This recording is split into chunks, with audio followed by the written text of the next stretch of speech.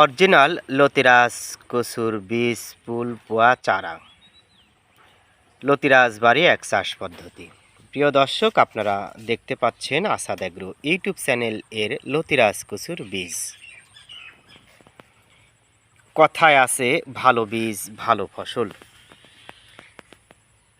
আপনারা দেখতে পাচ্ছেন চারা প্রসেসিংয়ের কাজ করা হচ্ছে। এই চারাগুলো যাবে সুদূর শরীয়তপুর।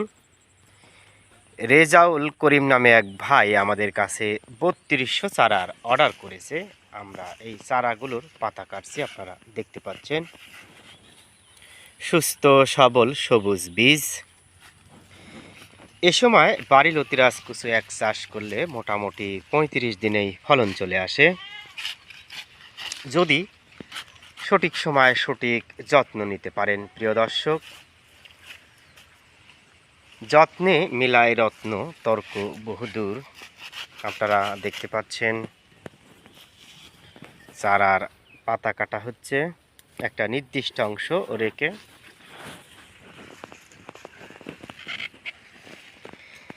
একই আকার এবং সাইজের চারাগুলো আপনারা দেখতে পাচ্ছেন। এই দেখেন, খুবই চমৎকার চারা। যারা লতিরাজ বাড়ি এক চাষ করতে চান, আমাদের সাথে যোগাযোগ করে চারা সংগ্রহ করতে পারেন।